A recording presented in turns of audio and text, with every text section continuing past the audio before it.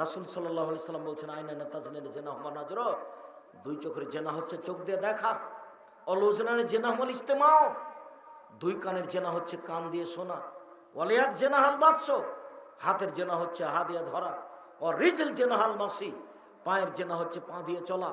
জেনাল কালব তাতামানা তাস্তাহি, অন্তরের জেনা হচ্ছে পরিকল্পনা করা। তোমার গোটা দেহটাই হচ্ছে জেনার মাধ্যম আর একজনের জন্য। আল্লাহ রাসূল বলছেন ইন্নাল মারাত আওরাতুন, মহিলা হচ্ছে ঢেকে রাখা জিনিস, ওকে ঢেকে রাখতে হবে, ঘিরে রাখতে হবে। যা খারাজাত ইস্তাসরাফার শয়তান, যখনই বাড়ি থেকে বের হয় তখন শয়তান তাকে ক্ষিপ্ত করে তোলে। যার কারণে তো তোমরা দেখো রাস্তায় যখন হাঁটে তখন একবার রাস্তার এই দিকে যায়, একবার এই দিকে যায়, একবার ডান দিকে যায়, একবার বাম দিকে যায়, একবার মুখের ভাঁজ করে, একবার চুলের ভাঁজ করে, একবার হাতের ভাঁজ করে, কেন জানি কেমন কেমন করে, আনছান আনছান করে। তার মানে শয়তান ওকে পরিবর্তন করেছে, ওকে বেঢঙ্গা করে তুলেছে। যার কারণেই রাসূল সাল্লাল্লাহু আলাইহি সাল্লাম তার উপরে এত কঠোর। সম্মানিত দিনী ভাই বোন, আপনাকে আমি বলছিলাম, তোমাকেও বলছি, তাকেও বলছি, জীবনের জন্য তুমি নাম্বার ভুলে যাও, জেনার মাধ্যম ছেড়ে দাও। রাসূল সাল্লাল্লাহু আলাইহি সাল্লাম বলছেন পৃথিবীর মানুষ, আমার বড় দুঃখ, জাতির সামনে আমি আফসোস করে বলে যাচ্ছি, আমার উম্মত গোপন পাপে লিপ্ত হবে, এটা আমার ভয়। মিম্মা তাখাওয়াফু মিন উম্মতি, আমার উম্মতের উপরে যেটা আমি ভয় করি সেটা হলো গোপন পাপ। আমার উম্মত গোপন পাপে লিপ্ত হবে, এটা আমার ভয়। জাতির উদ্দেশ্যে পৃথিবীর মানুষকে মুহাম্মদ সাল্লাল্লাহু আলাইহি সাল্লাম বলে গেলেন, পৃথিবীর মানুষ শুনে রেখো, আমার জীবনে বড় ভয় আমার উম্মতের উপরে, আমার জীবনে বড় ভয় আমার উম্মতের উপরে। আমার উম্মত গোপন পাপে লিপ্ত হবে, এটা আমার ভয়। লোকটা 5 ওয়াক্ত নামাজ পড়ে, বয়স 50, ধনী মানুষ, বিশাল টিভি আছে, তাহাজ্জুদ পড়তে উঠেছে, আকাশের দিকে তাকে দোয়াও পড়েছে, অজু করে 2 রাকাত সালাত আদায় করেছে। এরপরে শয়তান তাকে ধরেছে, দেখি একটা টিভিটা চালু করে, 2 রাকাত পড়ার পরে টিভিটা চালু করেছে, বিশাল পর্দা, একবারে পুরো পর্দা ঘেরা ল্যাংটা মেয়ে চলে এসেছে। ওইদিকে দেখতে ভাবতে সকাল হয়ে গেল, তাহাজ্জুদ বাদ পড়ে গেল। আমার জীবনে বড় ভয়, আমার উম্মত গোপন পাপে লিপ্ত হবে। হাজারো নারী, হাজারো পুরুষ, লাখো নারী, লাখো পুরুষ, কোটি নারী, কোটি পুরুষ গোসলখানায় জেনা করছে। আর এই যে সব যে কোথায় থাকে যেন, পড়াশোনা করে কলেজে থাকে, ওটাকে কি বলে, মেসে থাকে। এই যে মেসে থাকছে, একজন মেয়ে আর একজন মেয়ের সাথে জেনা করছে, একজন ছেলে আর একজনের সাথে জেনা করছে। ছেলের চেয়ে মেয়েরাই বেশি। খোঁজ নিয়ে দেখেন, আপনার মেয়ে হাজারো মেয়ে। তার জন্য তো আমার আফসোস হয় যে রাসূল সাল্লাল্লাহু আলাইহি সাল্লাম মাকে বললেন পাহারাদার, ছেলে মেয়ের জন্য বাপকে বলছেন পাহারাদার, মাকে বলছেন পাহারাদার। সেই বাপ 3 চিল্লে লন্ডন গেছে, আর বেটি বগুড়া আজিউল হক কলেজে আর একজনের সাথে তাসবিহ টিপছে। তাহলে এই তাসবির কোনো দাম আছে? ও যে লন্ডন চলে গেল ছেলে মেয়েকে না দেখে, যাকে পাহারাদার বলছেন আল্লাহ নবী, সেই যদি পরিবার ছেড়ে চলে যায় 3 মাসের মতো, তাহলে এই পরিবার কেমনে ঠিক থাকে? এই পরিবার ঠিক থাকার পথ কি? এর নাম ধর্ম নয়। ধর্ম বিকৃত করে ধর্ম পালন করা যায় না, ধর্ম বিকৃত করে ধর্ম পালন করা যায় না। সম্মানিত দিনী ভাই বোন, আমি আপনাকে অনুরোধ করে বলছি, আপনি এই পাপকে ঠেকানোর চেষ্টা করেন। অপমানজনক পাপ, অশ্লীল কাজ, জেনা, পরকাল হারিয়ে যাওয়া পাপ, যাতে আল্লাহ লজ্জা পায়, যাতে আল্লাহর মান সম্মানের হানি হয়। আল্লাহ বলছেন, আদম সন্তান যখন জেনায় যায় তখন আমাকে আঘাত লাগে, আমার মান সম্মানে আঘাত লাগে। আদম সন্তান কেন জেনায় যাবে? কেন জেনায় যাবে? 3 রাত মানুষ জেনা করছে, গোপনে প্রকাশ্যে। রাসূল সাল্লাল্লাহু আলাইহি ওয়াসাল্লাম বলছেন, হেমারে, গাধা যেমন গাধীর সাথে মিলে লজ্জা বোঝে না, ষাঁড় যেমন গাভীর সাথে মিলে লজ্জা জানে না, মানুষ তেমন খোলা মাঠে জেনা করবে, লজ্জা বুঝবে না। মানুষ খোলা মাঠে জেনা করছে, নির্দ্বিধায় একজন আর একজনের গায়ে হাত দিয়ে বসে আছে। মোটরসাইকেলে চলছে, যেটা তুমি দিন রাত দেখছো, রাস্তাঘাটে চলছে, এগুলো সব স্পষ্ট জেনা। এ কথাই মুহাম্মদ সাল্লাল্লাহু আলাইহি ওয়াসাল্লাম দুঃখ করে বলেছেন। তিনি বলছেন, শুনে রেখো, হেমারে, গাধা যেমন গাধীর সাথে মিলে লজ্জা বুঝে না, ষাঁড় যেমন গাভীর সাথে মিলে লজ্জা জানে না, মানুষ তেমন খোলা মাঠে জেনা করবে, লজ্জা বুঝবে না। সম্মানিত দিনী ভাই বোন, আমি আপনাকে দেখালাম একটু আল্লাহ মানুষের দোষ ত্রুটিকে ঢেকে রাখেন, অথচ এমন মানুষের অবস্থা 40 বছর পূর্বে যে মানুষটা যে পাপ করেছে সেই পাপ এখন মানুষ পেপার পত্রিকায় লেখে। অবাক, তুমি তার সহযোগী। তোমাকে বলেছি চিরদিনের জন্য বাড়িতে ঢুকো, 4টা কথা মেনে রাখিও। 1, 5 ওয়াক্ত সালাত আদায় করিও। 2, হালাল রুজি উপার্জন করিও। 3, কোরআন তেলাওয়াত করো। 4, দুইজন যেখানে বসে আছে সেখানে বসিও না। দুইজন যেখানে গল্প করছে সেখানে যায়ও না, তুমি নিশ্চিত ধ্বংস হয়ে যাবা। এর নাম আড্ডা পিটা। এইভাবে মানুষকে পাপে সহযোগিতা করো না, নিজেও পাপ করো না, মানুষকে পাপে সহযোগিতা করিও না। আল্লাহর নবী মানুষের দোষ ত্রুটি ঢেকে রাখতেন কিভাবে একটু দেখায়। মাইজ ইবনে মালিক রাদিয়াল্লাহু তাআলা আনহু বলেন, আমি আল্লাহর নবীর নিকটে আসলাম, এসে বললাম, তাহেরনি ইয়া রাসূলুল্লাহ, হে আল্লাহর নবী আপনি আমাকে পবিত্র করুন। তখন আল্লাহর নবী বললেন, ইরজে, বাড়ি ফিরে যাও, আস্তাগফিরুল্লাহ, আল্লাহর নিকটে ক্ষমা চাও, অতুব ইলাইহি, তুমি তওবা করো। আল্লাহর নবী তওবা করতে বলছেন মানে আল্লাহ রাসূল বুঝে নিয়েছেন বড় পাপ আছে, কিন্তু আল্লাহ রাসূল বিচার করলেন না। তিনি বললেন তুমি ফিরে যাও, ক্ষমা চাও, তওবা করো। লোকটা চলে গেল, একটু গিয়ে আবার ফিরে এসে বলছে, আল্লাহর নবী তাহেরনি, আমাকে পবিত্র করেন। তখন আল্লাহ রাসূল বললেন তুমি ফিরে যাও, আল্লাহর কাছে ক্ষমা চাও, তওবা করো, তোমার পাপ ক্ষমা হয়ে যাবে। লোকটি চলে গেল, একটু গিয়ে আবার ফিরে এসে বলছে, আল্লাহ রাসূল আপনি আমাকে পবিত্র করেন।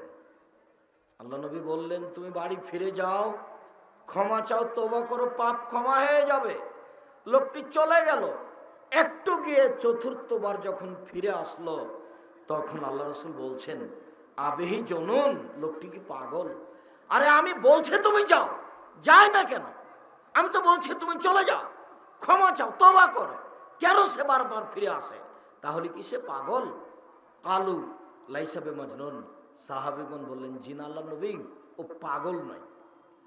তখন আল্লাহ রাসূল বলছেন, আসারে বা খামরান, তাহলে কি মদ পান করেছে তাই তার মস্তিষ্ক বিকৃত হয়েছে? সে কথা বুঝে না কেন? আমি যে চলে যেতে বলছি যায় না কেন? তাহলে কি সে মদ খেয়েছে?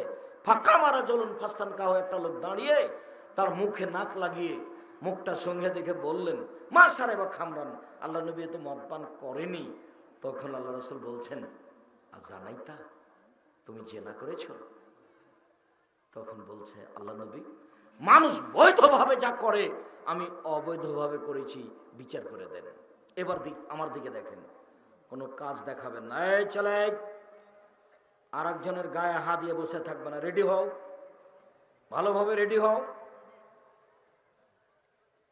প্রথমবার ফিরিয়ে দিলেন, বললেন ক্ষমা চাও। ক্ষমা চাইতে বললেন কেন? তাহলে বড় পাপ আছে, বুঝেছেন বড় পাপ আছে কিন্তু প্রকাশ করছেন না। দ্বিতীয়বার বললেন ফিরে যাও, আবার বললেন ক্ষমা চাও, বুঝেছেন বড় পাপ আছে কিন্তু প্রমাণ করছেন না। তৃতীয়বার বললেন ফিরে যাও, প্রমাণ নাই সেই জন্য বিচার করছেন না। চতুর্থবার বললেন ফিরে যাও, বিচার করছেন না। পঞ্চমবার বললেন পাগল নাকি, এখনো চলে গেলে কোনো সমস্যা নেই। ষষ্ঠবারে বলছেন মদ খেয়েছে নাকি, পাগলও নয়, মদও খায়নি। তখন বলছেন জেনা করেছ। এই কথা আল্লাহ রাসূল প্রথমবার বলতে পারতেন না? বলতে পারতেন। জেনা এমন একটা পাপ যাতে 4 জন সাক্ষী লাগে। কেউ যদি তার স্ত্রীকে জেনা করতে দেখছে, একেবারে বাস্তব দেখছে, কিন্তু বলতে পাবে না, বলে যদি তাহলে 80 লাঠি পিটাতে হবে, 80 লাঠি। ওই লোককেই, ওর স্বামীকে 80 লাঠি পিটাতে হবে। ওর স্ত্রীর কথা কেন বললো? বললে কয়জন লোক লাগবে? 4 জন। আমি যখন বলেছি যে কাজী সাহেবের খাতাটাকে টয়লেট পেপার হিসাবে ব্যবহার করতে হবে, কেন? শুধুমাত্র জেনাতে 4 জন সাক্ষী লাগে, পৃথিবীতে কোথাও লাগে না। বিবাহতে লাগে 2 জন সাক্ষী। কেন কাজী সাহেবের খাতায় 4টা সাক্ষী হলো? হবে কেন? বিবাহ কি জেনা না? তোমরা বুঝতে পারোনি মনে হয়। বিবাহ কি জেনা নাকি? তো সাক্ষী 4 জন কেন? বলেন তো সাক্ষী চারজন কোথায় লাগে? জেনাতে লাগে। জেনা প্রমাণ করতে চারজন সাক্ষী লাগে। পৃথিবীর আর কোনো জায়গাতে চারজন সাক্ষী লাগে না। তো কেন কাজী সাহেবের খাতাতে চারজন সাক্ষী থাকবে? দুইজন থাকবে। আর পক্ষ কেন? এই পক্ষে দুইজন, এই পক্ষে দুইজন, পক্ষই হারাম। একটা বিবাহ বৈধ হওয়ার জন্য দুইজন মানুষ লাগবে। রাসূল সাল্লাল্লাহু আলাইহি ওয়াসাল্লাম বলছেন, লা নিকাহ ইল্লা বিশাহিদাইনি, দুইজন সাক্ষী ছাড়া বিবাহ হয় না। ওয়ালা নিকাহ ইল্লা বিওয়ালিন, বাপ অভিভাবক ছাড়া বিবাহ হয় না। কোর্টের বিবাহ বাতিল, কোর্টের বিবাহ বাতিল, কোর্টের বিবাহ বাতিল, কাজীর অফিসে বিবাহ বাতিল, বগুড়া জেল কোর্টে যত বিবাহ হয়েছে সব বাতিল। 10 ছেলের মা হলে সব জেনা। আবার তার বাপকে ডেকে বিবাহ পড়াতে হবে। ওর বাপ মরে গেলে তার চাচাকে ডাকতে হবে, ওর চাচা মরে গেলে ওর দাদাকে ডাকতে হবে। কেউ যদি না থাকে তাহলে তার ভাইকে ডাকতে হবে। আর তার ভাই যদি না থাকে তার ছেলে যে হয়েছে ছেলে দিয়ে মালিক করে বিবাহ পড়াতে হবে। বিবাহ তার আবার পড়াতেই হবে। বিবাহ না পড়ালে সেটা জেনা, বিবাহ না পড়ালে সেটা জেনা। আব্দুর রাজ্জাক সাহেব 10টা ছেলে হয়ে গেছে, যে 10টাই অবৈধ সন্তান। আরো যত হবে সবই অবৈধ, একে বৈধ করার কোনো পথ নেই। রাসূল সাল্লাল্লাহু আলাইহি ওয়াসাল্লাম বলছেন, আয়েশা রাদিয়াল্লাহু তাআলা বলেন, আইয়ুমা ইমরাতিন নাকাহাত বিগাইরি ইজনি ওয়ালিহা ফানিকাহ বাতিল, ফানিকাহ বাতিল, ফানিকাহ বাতিল। যে কোনো বিবাহ কোনো মহিলা বসবে মালিক ছাড়াই, বাপ ছাড়াই, সে বিবাহ বাতিল, সে বিবাহ বাতিল, সে বিবাহ বাতিল। রাসূল সাল্লাল্লাহু আলাইহি ওয়াসাল্লাম কথাটা 3 বার বলেছেন। শুনুন, আল্লাহ নবী মানুষের দোষ ত্রুটি কিভাবে ঢেকে রাখতেন একটু দেখালাম। এখনো কথা শেষ হয়নি। এই ছেলেরা আমার দিকে খেয়াল করো তো, এখনো কথা শেষ হয়নি। এখন তো বিচার হয়েই গেল, যাও বিচার শেষ করে দাও, শেষ হয়ে গেল। অনেক দিন পরে এই মায়জুবন মালিক যে লোকের বাড়িতে কাজ করত তার নাম ছিল হজ্জাল। হজ্জালের স্ত্রীর সাথে মায়জুবন মালিক জড়িয়ে পড়ে। তো হজ্জাল মায়জুবন মালিককে খুব ভালোবাসত। তখন হজ্জাল বলেছিল, মায়েজ, ঘটনা যখন ঘটেই গেছে তুমি একটু নবীর কাছে যাও তো, বলো তো কি হয় দেখো। মালিকের কথা শুনে নবীকে বলতে এসেছেন এই ঘটনা। শেষ পর্যন্ত আল্লাহ রাসূল লুকিয়ে রাখতে পারলেন না, বিচার হয়ে গেল। হয়ে গেল গেল কোনো একদিন হজ্জালের সাথে রাসূলের দেখা, মুখামুখি। হজ্জাল মায়জুবন মালিকের মালিক, মুখামুখি দেখা। তখন আল্লাহ রাসূল বলছেন, হজ্জাল লাউ সাতারতা খাবারা মায়জুবন মালিক বেসাওবিক লাকুনতা খায়রান কাসীর। ও, তুমি যদি মায়জুবন মালিকের ঘটনাটা তোমার কাপড়ের ভিতরে লুকিয়ে রাখতে, প্রকাশ না করতে, তাহলে যে কত ভালো হতো। হজ্জাল, ও তুমি যদি তার ঘটনাটা লুকিয়ে রাখতে, প্রকাশ না করতে, তাহলে যে কত ভালো হতো। ও হজ্জাল, তুমি যদি ঘটনাটা লুকিয়ে রাখতে, কাউকে না বলতে, যা হয়েছে হয়েছে, তুমি দুইজনকে বলে দিতে আল্লাহকে ভয় করো, বিচার নেই, তাহলে যে কত ভালো হতো। হজ্জাল, তুমি যে আমার কাছে কেন পাঠালে? আমি বুঝাতে চেষ্টা করছি যে আল্লাহর নবী মানুষের দোষ ত্রুটি ঢেকে রাখার জন্য কেমন চেষ্টা করতেন। আর আমরা বাঙালি এতই চরিত্র খারাপ, বগুড়া বাড়ি এতই চরিত্র খারাপ, নেতার পিছনে চলে চলে খালি যদি একটু বুঝতে পারি যে প্রতিপক্ষ কোনো মেয়ের সাথে গল্প করেছে, তাহলে একবারে এ ওকে বলছে সারা দেশ বলে একবারে একাকার করে দিয়েছে। তোবা করো, তোবা করো, আস্তাগফিরুল্লাহ বলো, আর যার বলেছো তার হাত ধরে ক্ষমা নাও। জিন্দেগিতে এরকম কথা আর কারো বলবো না। চোখের সামনে ভেসে গেল, বলতে যাব না। আজ থেকে তোমার মাকে বলে দিও, তোমার বাপকে বলে দিও, তোমার বোনকে বলে দিও, তোমার ভাইকে বলে দিও, এই বাড়িতে বদনাম গীবাত চিরদিনের জন্য বন্ধ। মহান আল্লাহ বলেন, ওয়াইলুল লিকুল্লি হুমাযাতিল লুমাযা, সামনে বদনাম করে যারা, পিছনে বদনাম করে যারা, জাহান্নাম সুনিশ্চিত যাবে তারা। সামনে বদনাম করে যারা, পিছনে বদনাম করে যারা, ধ্বংস সুনিশ্চিত তারা। ওয়াইল নামক জাহান্নামে যাবে তারা। হুযায়ফা রাদিয়াল্লাহু তাআলা আনহু বলেন, রাসূল সাল্লাল্লাহু আলাইহি সাল্লাম বলেছেন, লা ইয়াদখুলুল জান্নাতা কাত্তাত ও ফি রিওয়ায়াতিন নাম্মাম, বদনাম করে যে, চগলখড়ি করে যে, সে জান্নাতে যাবে না, সে জাহান্নামে যাবে সুনিশ্চিত। চগলখোর এখানে এক কথা বলে, ওখানে এক কথা বলে, এইখানে এক কথা বলে, এইখানে এক কথা বলে। এই চগলখোর জান্নাতে যাবে না, হজ করলেও নয়, তাহাজ্জুদ পড়লেও নয়। আনাস রাদিয়াল্লাহু তাআলা আনহু বলেন, রাসূল সাল্লাল্লাহু আলাইহি সাল্লাম বলেছেন, মান কানা যা ওয়াজহাইনে ফি দুনিয়া কানা লাহু লিসানানে ফিন নার ইয়াউমুল কিয়ামা।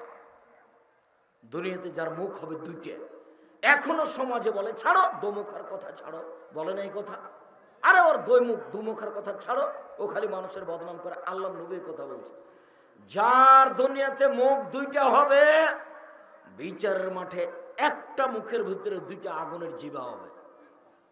নেন এবার, মুখের ভিতরে কয়টা জিভা হবে? দুইটা। কিসের? আগুনের জিভা হবে। এই কথা মুহাম্মদ সাল্লাল্লাহু আলাইহি ওয়াসাল্লাম বলছেন।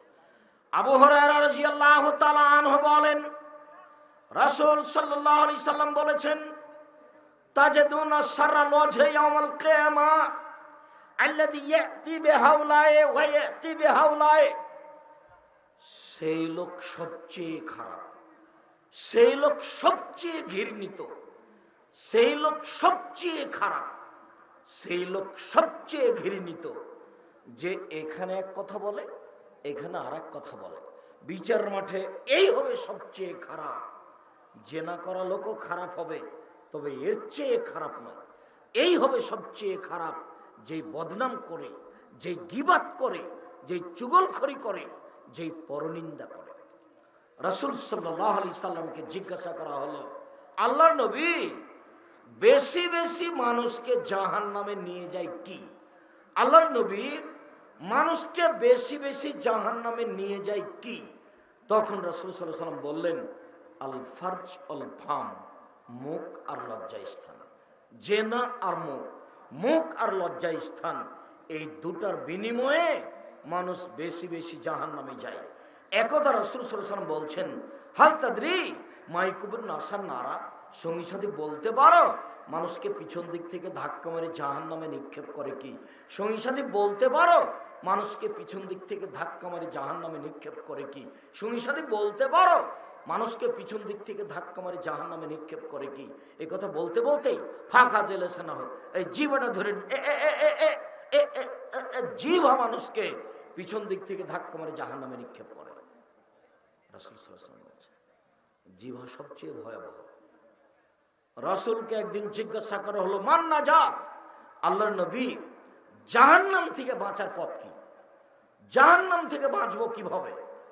তখন তিনি বললেন, আলজিম লিসানাক, মুখটা বন্ধ রাখো, জান্নাত পাবা, জাহান্নাম থেকে বেঁচে যাওয়া। 2, ওয়ালজিম বাইতাক ও ইয়াসা বাইতাক, বাড়িতে থাকো, বাড়িকে প্রশস্ত করো, জরুরি প্রয়োজন ছাড়া বাড়ির বাইরে যাওয়া না, জান্নাত পাবা। 3, পাপের জন্য কাঁদো, জান্নাত পাবা।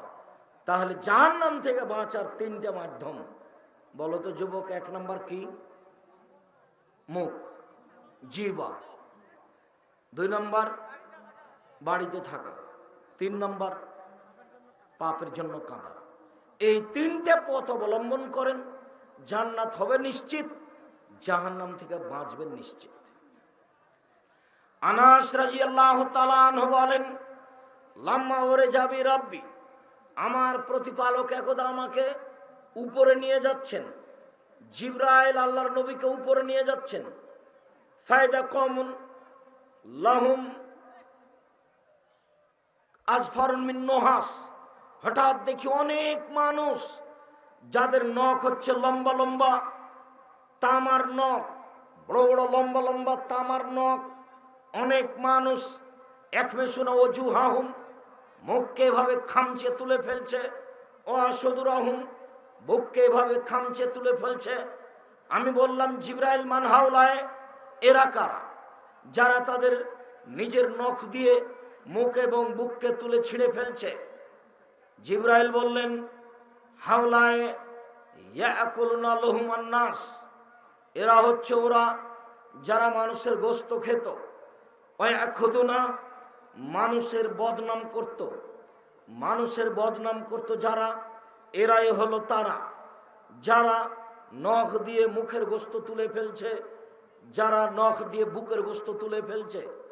যতদিন পর্যন্ত বিচার না হবে ততদিন পর্যন্ত এইভাবে নিজের মুখ এবং নিজের বুক থেকে গোস্ত তুলে ফেলবে।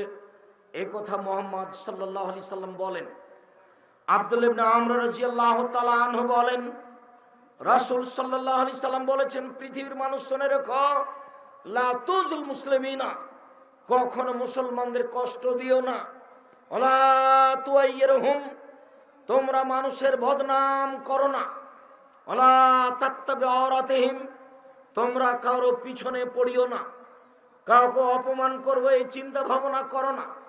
ইন্নাহু মান তাতাব্বা ওয়া ইয়াতাতাব্বা আওরাতা আখিয়াল মুসলিম, কেউ যদি তার মুসলিম ভাইয়ের পিছনে পড়ে তাকে অপমান করতে চায়, তাহলে তাত্তাবাউল্লাহু তাআলা আওরাতাহু, আল্লাহ নিজে তার পিছনে পড়বে।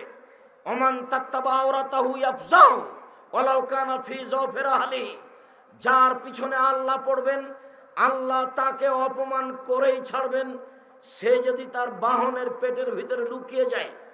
কথার কথা, আপনি আমার বদনাম করার পরে যদি লন্ডনে চলে যান, সেখানে আল্লাহ আপনাকে অপমান করবেনই। কেউ যদি কারো বদনাম করার পরে পাথরের ভিতরে ঢুকে যায়, তবু আল্লাহ তাকে সেখানে অপমান করবেন। আল্লাহর নবী বলছেন, আপনি বদনাম করলেন, আপনি আপনার বাহনের উটের পেটের ভিতরে যদি ঢুকে যান, আল্লাহ পেটের ভিতরে আপনাকে অপমান করবেন। পৃথিবীর মানুষ শুনে রাখুন, পৃথিবীর বাঙালির উদ্দেশ্যে বলছি, দিনী ভাই ও বোন, জীবনে কোনোদিন মানুষের বদনাম গীবাত করবেন না। রাসূল সাল্লাল্লাহু আলাইহি সাল্লাম বলেন, আল মুসলিম আখুল মুসলিম, একজন মুসলিম আর একজন মুসলিমের ভাই। হারামুন মালুহু ওয়া দামুহু ওয়া ইরজুহু, তার সম্পদ তার জন্য হারাম, তার রক্ত তার জন্য হারাম, তার মান সম্মানের হানি করা তার জন্য হারাম।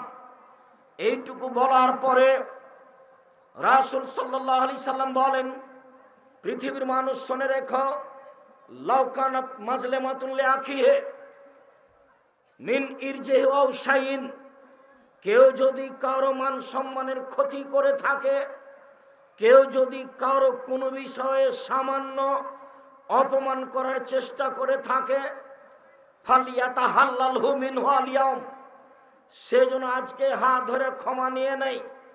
আল্লাহ বলছেন 24 ঘন্টার মধ্যে ক্ষমা নিয়ে নিতে হবে। আল্লাহর নবী বলছেন 24 ঘন্টার মধ্যে ক্ষমা নিয়ে নিতে হবে। ওই দিন আসার পূর্বে, যেদিন তার টাকাও থাকবে না, পয়সাও থাকবে না, কোনো কিছু থাকবে না, সেই দিন আসার পূর্বে ক্ষমা নিয়ে নিতে হবে। ইনকানা আমালুন সালেহ, যদি দুনিয়াতে ক্ষমা না নেই মারা যায়, যদি তার ভালো আমল থেকে থাকে, ও খেজাত বেকাদরে মাজলে মাতেহি, যেটুকু মানুষকে অপমান করেছেন সেই পরিমাণ আপনার নেকিও নিয়ে নিবে। আপনার যদি নেকি না থাকে, তাহলে যেই পরিমাণ আপনি অপমান করেছেন সেই পরিমাণ তার পাপ আপনার উপরে চাপিয়ে দেওয়া হবে। যেই পরিমাণ আপনি অপমান করেছেন সেই পরিমাণ তারা পাপ আপনার উপরে চাপিয়ে দেওয়া হবে। নেকি তো সব শেষ হয়ে গেছে দিতে দিতে, এরপরে আর একজনের পাপ এসে বেশি হলো। আপনি যাবেন জাহান্নামে, ও যাবে জান্নাতে, এটাই আল্লাহ রাসূলের সিদ্ধান্ত। আল্লাহ রাসূল একদা বলেছিলেন, সঙ্গী সাথী বলতে পারো, সবচেয়ে নিঃস্ব মানুষকে, সবচেয়ে গরিব মানুষকে, সবচেয়ে নিঃস্ব মানুষকে। তখন সাহাবীগণ বলেছিলেন, আল্লাহর নবী, যার টাকা পয়সা নেই সেই সবচেয়ে নিঃস্ব। সাহাবীগণ বললেন না, রাসূল বললেন না না না, সবচেয়ে নিঃস্ব মানুষ সেই নয়, বিচারের মাঠে সবচেয়ে নিঃস্ব মানুষ সেই, সবচেয়ে গরিব মানুষ সেই, যার নেকি সব দিয়ে দেওয়া হবে, অন্যের পাপ তার উপরে চাপিয়ে দেওয়া হবে, এর কোনো নেকি থাকবে না, শুধু পাপ আর পাপ। এই লোকটি জাহান্নামে যাবে, ওই লোকটা জান্নাতে যাবে। এ হলো সবচেয়ে নিঃস্ব মানুষ। সম্মানিত দিনী ভাই বোন, আপনাকে আমি মানুষের বদনাম গীবত করা থেকে চিরদিনের জন্য অনুরোধ জানাচ্ছি বন্ধ রাখার ব্যাপারে। কোনোদিন আর মুখ খুলবেন না মানুষের সামনে মানুষের ব্যাপারে, এবং কোনোদিন আর দোকানপাটে বসবেন না। উপস্থিত বৈঠকের দিনই মুসলিম বোন, আপনাকে অনুরোধ জানাচ্ছি, 5 ওয়াক্ত সালাত আদায় করেন, রমজান মাসের সিয়াম পালন করেন, স্বামীকে মেনে চলেন, জাহান্নাম থেকে বেঁচে যাবেন, জেনায় লিপ্ত হবেন না। এই 4টা কাজ করেন, জান্নাত পাবেন ইনশাআল্লাহ। জান্নাতের সব দরজা খোলা থাকবে। 5 ওয়াক্ত সালাত, রমজান মাসের সিয়াম, স্বামীকে মেনে চলা, জেনায় লিপ্ত না হওয়া। সম্মানিত দিনী ভাই বোন, আমি আপনাদেরকে আজকের এই পর্যন্ত আলোচনা শুনিয়ে আদ-দাওয়াতুল্লাহর সদস্য হিসেবে বাকি জীবন থাকার অনুরোধ জানিয়ে, অ্যাপসের মাধ্যমে দোয়ার বইটিকে পড়া ও জানার অনুরোধ জানিয়ে, জামিয়া সালাফিয়া তেঘরা বিরল দিনাজপুর সম্মেলনে উপস্থিত হওয়ার অনুরোধ জানিয়ে আপাতত আজকের মতো কথা এখানেই শেষ করছি। সুবহানাকা আল্লাহুম্মা ওয়া বিহামদিকা আশহাদু আল্লা ইলাহা ইল্লা আনতা আস্তাগফিরুকা ওয়া আতুবু ইলাইক। আসসালামু আলাইকুম ওয়া রাহমাতুল্লাহ।